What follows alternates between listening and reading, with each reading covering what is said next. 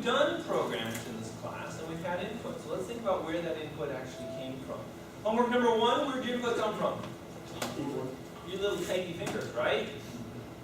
Wasn't that much, but there was enough of it. Did you get sort of tired of typing all that stuff in as you ran and ran and ran to get it right? Yeah. Okay, but. So homework number 2, things got a little bit better, right? Where'd your input come from for in homework number 2? A list. Okay, that's cool. And actually, I think homework number 3 is the same story, right? Well, that's great. How many customers did you have in homework number 2/3? 15? It's like 15, I think. But yeah, we're talking, that's a manageable number, right? Now, if you had 100,000 customers, that gets a little bit more complex, right? Now, we'd have to come up with a better way of getting that kind of input for your programs, and it turns out that there is such an answer. And the answer is, of course, files. So let's figure out how we can get your programs to talk with files that we have wonderful things for them to do things. In the real world, your program has to process data, of course. Not just a little bit of data, but generally lots and lots of data. And the reason it's lots and lots of data is because we're talking about computers. And computers do an excellent job of processing lots and lots of data. So in this class, we already used 2 different ways. You did it using the input, okay, and it was given to you in the form of lists. But now it's time to deal with a lot of data, which basically means we're going to talk about files. All right. So if you want to use a file, the very, very first thing you have to do is you have to open the file. Pretty much you have to tell Python, what file are you talking about? You got data out there? You'd like me to do something with data? That's absolutely wonderful. Look, you got a hard drive, and the freaking hard drive is filled with files. Which one contains the data you want me to party with? All right. So you have to open it first. Now, when you open a file, you give the name of the file, or the file stored in a different directory. You have to put the whole directory name where the name file is located. The one time you don't have to do that is if your data file is located in the same subdirectory as the code that you're running. And the reason is that Python already knows about that subdirectory. So if the data file is right there, you don't have to specify the whole directory. Okay. Then you also have to say what you want to do with that file. Okay, so what are your choices here? Well, I would like to read data out of that file. That's perfectly okay. What else might you want to do with the file? Write to the file, right? You know, you pick and choose, but you cannot do both. In a reality situation, you can't give a binary file. But for our purposes, you're either reading or else you're writing to a file, but you're not doing both at the same time. So let's say you want to read data from a file called input text. Truly one of the worst possible file names, but that's okay. Okay? And it's located in the same directory as the program that you're running. Super simple stuff here. Okay? Then you use the following function call to open the file. InFile, which is a variable in Python, equals command open, left paren, double quote, input.text, double quote, comma, here comes, quote, r, quote, right paren. So what's going to happen is we're going to tell Python, there's this input file.text, is the one that we want to get our data from. We're opening it to read it, that's why we put R, okay? And every time we want to talk about input text going forward, we're going to tell you about InFile. We're going to use this variable to talk about input text going forward in our program. Cool, all right. The statement that we just did opens the file for reading, indicated by the string argument R, and returns a file object. File object goes into the InFile thing there. It is associated with the file name being called input text, which means throughout our program, we're going to use InFile to refer to input.text. Okay? The file object returned by the open function must be saved in a variable. Okay? Makes sense? All operations for accessing a file may be able to file object. Okay? We want to open a file for writing. It's going to be rocket science here. So we have our variable that we're going to use to refer to the file going forward, called outFile, equals open, left paren, double quote, output.text, double quote, W. That sounds pretty complex, huh? R for read, W for write. All right, cool. All right, closing a file. Some of you guys use flash drives. Oh, you got flash drives, right? Okay, so you know how you stick a flash drive into a computer, right? How do you remove a flash drive from a computer? You yank it out, right?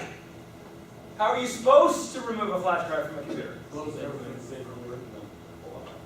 There's like a little window you pop up, right? It says eject, right? And then you click on that and it says, what does it say then?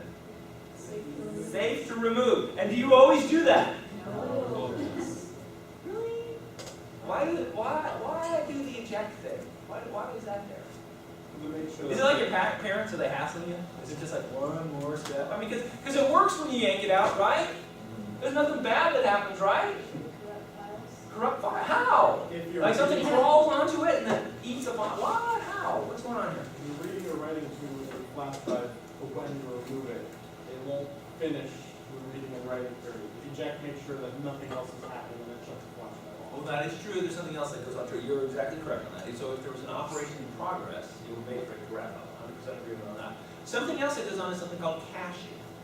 What it really means is that if I'm writing a file out, because that's what really matters, writing a file out to the flash drive, I'm writing it in blocks, probably, right? And if you have a file that is 3.5 blocks big, I'm going to write 3 blocks out to the flash drive. But then there's that pesky half block. And I could write it out, and that's going to slow everything down. I would much prefer to come back to you and say, okay, I'm all done, instead of writing that little half block out. So what I may choose to do with my little caching system is I'm going to hold on to that half block. Because I'm going to bet that in the future, you're going to ask me to write something else out. Something that's maybe 4.5 blocks. And I'll take the half block from the 4, and I'll take the half block from the 3, put them together into a single write, and it's just a heck of a lot more efficient. Now, if I do that, and you yank that flash drive out, guess what? That little half block never made it to your flash drive, and I've just successfully corrupted that file, right? Unix is a lot more sticky on this one. Linux is a lot more sticky on this one than Windows is. Windows seems to do a little bit better job of flushing its cache more often than something like that. Reading doesn't really much matter. Of course, it works. It's just, I'm just thinking the whole thing, right? But writing, it's sort of a huge deal. You can script your files big time. So, same thing in Python. Python, there could potentially be caching going on when you're either reading or writing from a file. So what you want to do at the tail end, you want to close it. So it really says to Python, okay, I'm all done with this file. Okay? Make sure let's wrap it up, let's throw away all the variables, we're all finished with it. Real simple to do. What you do is you use the variable name that you're using for that file, in this case, in file or out file. You do dot, close, double parentheses. Poof, you're all squared away. It's more of a housekeeping thing than anything else, but it is a very, very good thing to do, especially with your output file. Because remember, you've been writing things to the output file. Not all of it may have made it to the file. Some of it may be in that sort of little gray area between your program and the actual file. It could be in the cache subsystem. And if you don't close that output file, it may never actually make it to the output file. You feel lucky. Okay? Some output may not be written after a file's been closed. So after we've closed our file, okay, it can't be used again because it's closed. And that's pretty obvious, right? Until you open it again. Now you could have a file that you write to, then you can stop, and you can open it and read from it. There'll be no problem with that.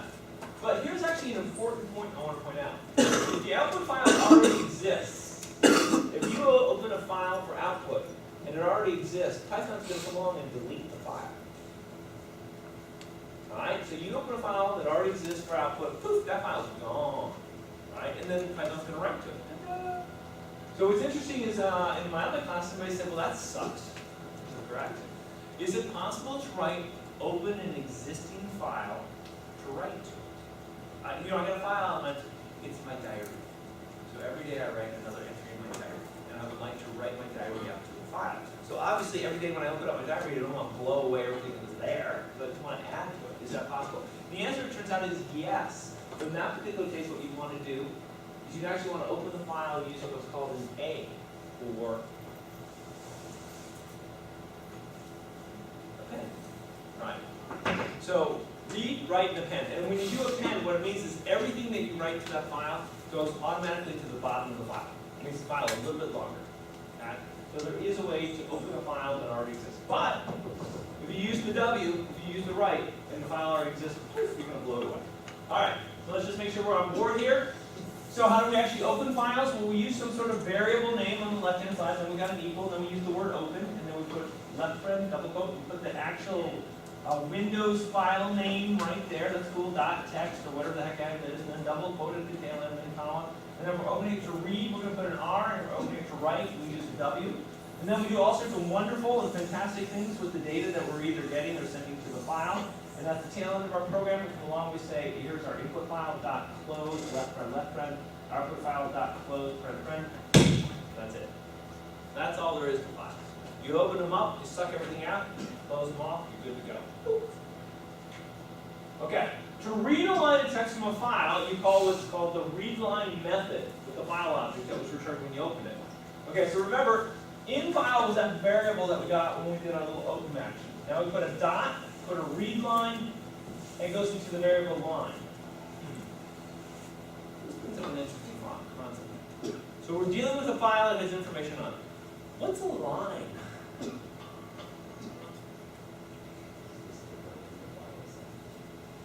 It's anything between 2 points, isn't it? Okay, no, sorry, that was that. No. In a file, in the sense of a file, what is a line? I mean, you know what a line is. I know what a line is. But if you had to describe what a line was, how would you actually describe it?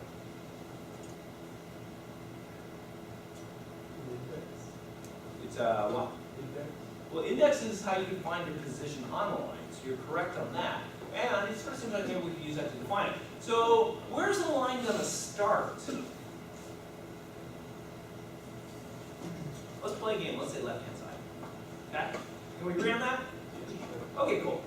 So if it starts on the left-hand side, when does the line end? The right-hand side. And how do we know if we're on the right-hand side? Maybe a print statement might make our life a little easier. In Python, when we print something, what happens when we're done? Goes to the next line. Does it always go to the next line? Can we make it not go to the next line? Yeah. Okay. And can we make it go to the next line? How do we make it go to the next line? Backslash n. Ah, backslash n. So it might be fair to say that every single line in the universe has a backslash n at the end of it. It's secret, it's hidden, maybe we can't see it. But it seems like maybe that's how you mark the end of a line. Is that correct? So maybe when we're talking about a line, what we're really talking about is going from the left-hand side, whatever the heck that actually means, to the next line character, which marks the end of a line. That sound like a fair deal? When the file is opened, an input marker is positioned at the beginning of the file, which is a good way to say upper left-hand corner or the left-hand side, right? Read line method reads text starting at the current position and continuing until the end of the line is encountered. End of the line is a backslash n, which means then, of course, the input marker is positioned at the beginning of the next line. Cool. Next line. Cool. I know about it. So, read line method returns the text that is read, including a new line character that denotes the end of the line. So, that's an interesting point. What that means is every time you read a line in from a file, you're getting a little extra special gift at the end. What is this special gift? Backslash n at the end of every single string that you read in from a file. So, for example, if the input text file contains flying and circus as text on 2 different lines, the first call to read line is to return the string flying backslash n. Got it? Okay, we know it's a new line character at the end of the line. Now, if you call read line a second time, you're going to get circus backslash n. Alright, so we're getting what we want, and we're getting a little extra at the end. Now, what happens if we call it a third time? Remember, there's only 2 lines in there. What happens then is we get what's called the empty string. We represent it as 2 quotes together, but there's nothing there. In fact, we can call this over and over again. Now we're just going to keep getting the empty string. Gotcha? So you know you've hit the end of a file when you get the empty string. Blank lines. So is it possible a file that you have might have some blank lines in it? Yeah. So what is a blank line? Nothing. Well, okay. It's got nothing on it, but it's got something on it, right? Because every line has something on it, right? What's the one thing that every line has? Backslash n, the go to next line character, right? So it might not have anything, but it's got that, right? So that's exactly what we're talking about here. Read line returns a string containing only backslash n. Just means you got a blank line. No big deal. Just keep going. Okay? Okay, so how does this actually work? Okay, so here we go. So we got line equals infile.readline. So we're going to go ahead and grab that first line. Yay! Okay, great. Now, here it comes. While line is not equal to quote quote. What does quote quote mean? I've hit the bottom of the file. End of file. Or really cool tech. EOF. Yeah. Great. Okay. Process the line. Do something with it. Doesn't matter what it is. Oh, last statement in our while loop is line equals in file dot read line print print. So what we're doing is then we're reaching out and grabbing the next line out of the file. And that'll cause us to swing back up to the while loop, and we'll check to see if we're at the end of the file. We are, poof, we're out of that while loop, and we're off and moving on more. The sentinel value, we talked about sentinel value, basically things that indicate that something's going on, is the empty string. So both, which is returned by read line method after the end of the file is reached. This cool stuff. We'll have a little conversation with the file, right? It's telling us, hey, you got blank lines. It's telling us that you're at the end of the file. It's numbers. So what are you actually reading? So once again, as with input functions, read line method can only return strings. But you're used to this because input only gives you strings, right? So if I have a fantastic file filled with world ocean temperatures for the last 50 years, that's great.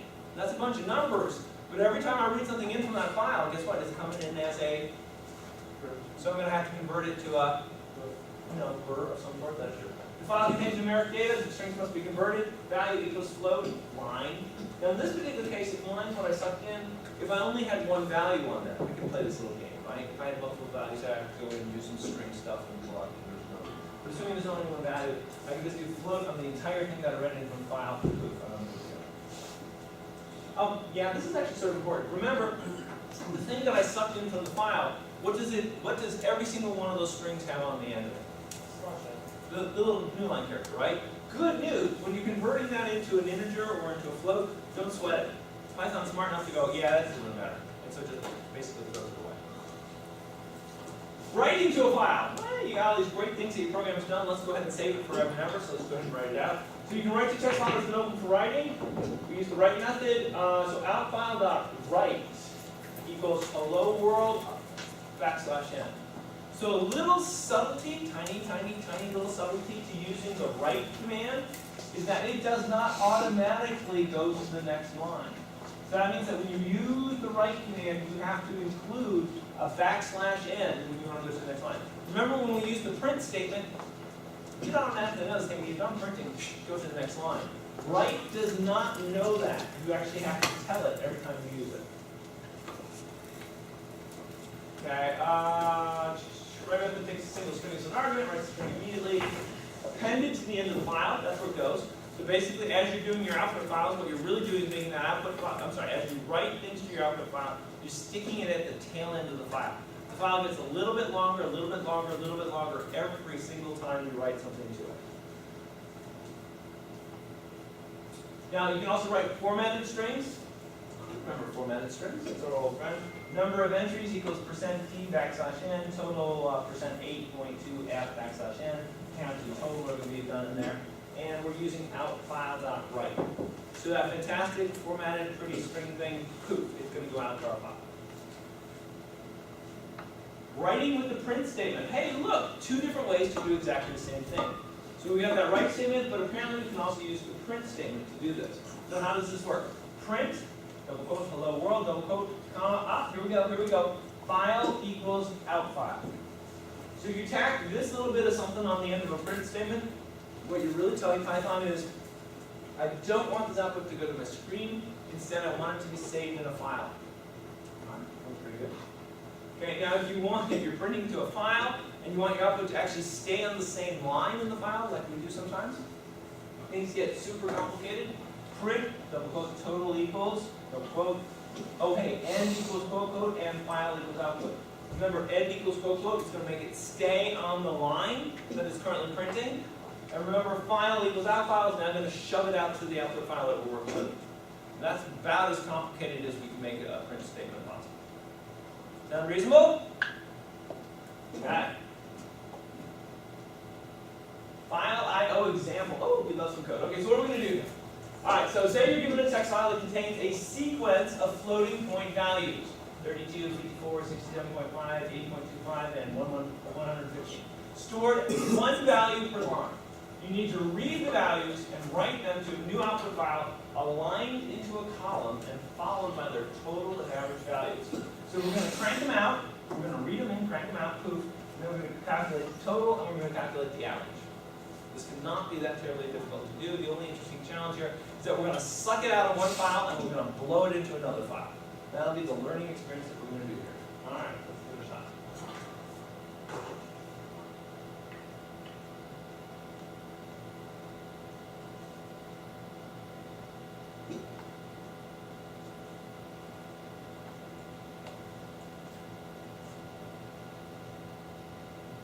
Woohoo! There's some good looking code, okay? All right.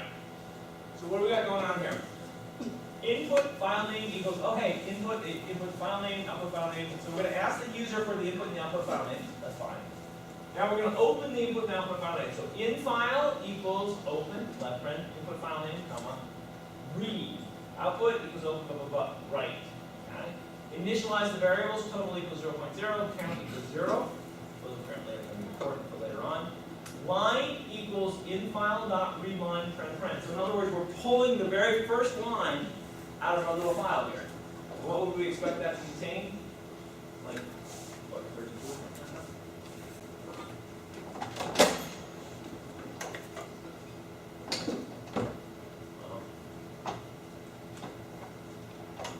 Yep, it's going to, so the first line we would expect to be 32.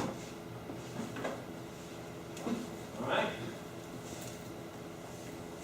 While line is not equal to quote, quote, in other words, while we're not at the end of the file, value equals float line. Remember, there's only one number per line in this input file. So we're going to do float on the whole string that we sucked in, which is only one number. It's not going to be a big deal. We'll go ahead and stick the number, the actual number that we read into value. Outfile.write, quote, %15.2f. So we've got a window about yay big. Print this thing out. And it's going to have 2 decimal points on it, and we're going to print value, so we're taking care of there. Total equals total plus value. So our variable total, apparently we're just going to read in all these numbers and keep adding it. So total will be the sum of all the numbers that we're going to read in. Count equals count plus 1. So count's just keeping track of how many numbers we've actually read in. Makes perfect sense. And then we say line equals infile.readline. So this is basically reading in the next line in the file. Thus we'll go up and do the while loop again, and we'll keep doing this over and over again until such time as we hit the end of our file. I think there's only freaking five lines in there, so we'll have to go really quickly. Now when that's all done, we're done, basically done with our input file at that particular point in time. Now we're going to output the total and the average. So print, double quote, %15s, okay, equals, and a whole bunch of dashes, just because it's looking really nice, comma, file equals out file. So what I did in this particular example is instead of using the write method, I used the print method. No big deal. 6 of one, half a dozen of another. Print total colon percent, what, 8.2f. Total, and then once again, file equals out file. Average equals total over count. Okay, print average. Once again, file equals out file. Now we're going to do the very last thing. Remember, we're really doing good housekeeping here. Infile.close and outfile.close. Good, we're all squared away. Should we run this and see if it works? Woo! Sometimes it does. Sometimes it doesn't.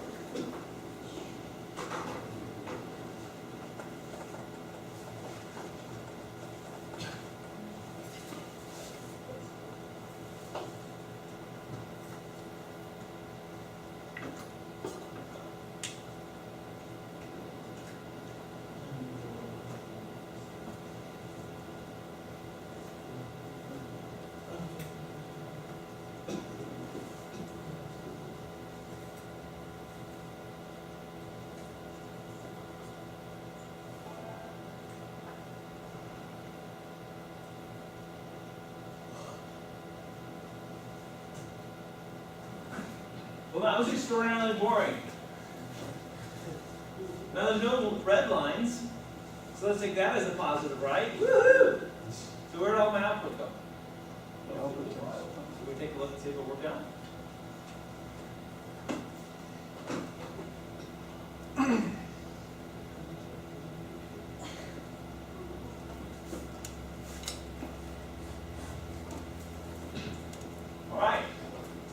So it looks like we did some nice pretty printing of the, 5 numbers, 32, 54, 67.5, 80.25, and 115. We printed out the little pretty dashes, and we've got a total of 348.75, and we printed out an average of 6.75. Boom! It did not go to my screen, but it went where? To my little output file. All right, this file stuff seems to